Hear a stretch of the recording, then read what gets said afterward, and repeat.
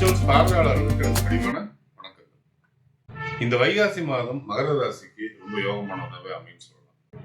மே 26ஆம் தேதி 7ஆம் இடத்துல குரு வரது உங்களுடைய ராசியை பார்க்கறது விசேஷமாவே அமையும். அது மட்டும் இல்ல, உங்க ராசிநாதன் சனியையும் பார்வையிடப்படுறாரு, உங்களுடைய லாபஸ்தானத்தையும் பார்வையிடப்படுறாரு.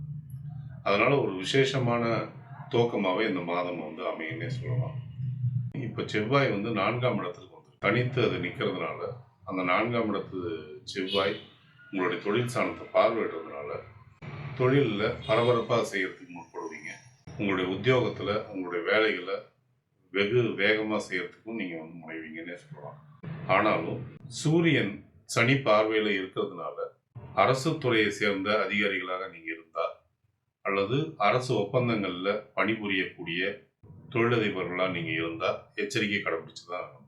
மற்றபடி உத்தியோகத்தில் மிகுந்த சிறப்புகள் காணப்படும். ஒரு சிலருக்கு வேலை மாற்றலோ அல்லது இடம் மாற்றமோ ஏற்படுறதுக்கான வாய்ப்புகள் இருக்கு.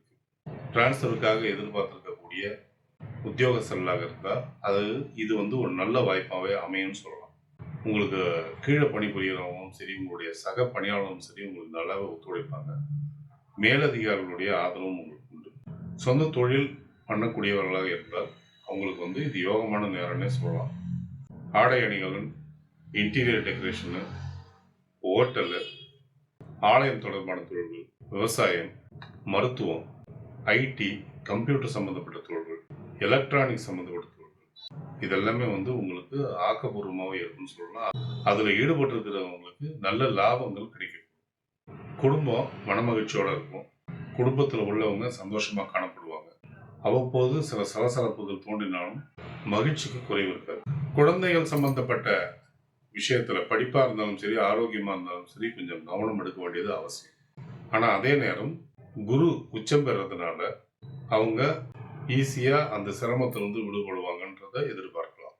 திருமணத்திற்காக காத்திருக்கக்கூடிய மகர ராசிக்காரர்களாக இருந்தால் அவர்களுக்கு திருமணம் அமையக்கூடிய வாய்ப்புகளும் வரன் அமையக்கூடிய வாய்ப்புகளும் இந்த மாதம் உண்டு. உங்களுடைய தேக ஆரோக்கியம் சிறப்பா இருக்கும். வாழ்க்கை துணையுடைய தேக ஆரோக்கியம் நன்றாகவே இருக்கும். தாயோட ஆரோக்கியம் சிறப்பாக இருக்கும். தந்தையோட ஆரோக்கியத்தில் கொஞ்சம் கவனம் தேவை. ஒரு சிலருக்கு வெளிநாடு பயணங்கள் அமையறதோ அல்லது தங்க சேமிப்பு அமையறதோ நடக்கக்கூடிய மாதம் தான். இதுவே இந்த மாத சிறப்பு பலனை எடுத்து முக்கிய முடிவுகளை எடுப்பதற்கு சாதகமான நாட்களை தேர்வு செய்வது மிகவும் நல்லது. உங்களுக்கு நல்ல தசாபுத்தி நடந்து கொண்டிருந்தால் பலன்கள் இருமடங்காக மாறும். சோதனையான தசாபுத்தி நடந்து கொண்டிருந்தால் பலன்கள் நடப்பதில் தடை தாமதங்கள் ஏற்படும். பாதகமான நாட்களில் முக்கிய முடிவுகளை எடுக்காமல் இருப்பது மிகவும் நல்லது. ஒருவேளை உங்களுக்கு நல்ல தசாபுத்தி நடந்து கொண்டிருந்தால் இந்த நாட்களை பற்றின கவலைக்கு அவசியமே இல்லை.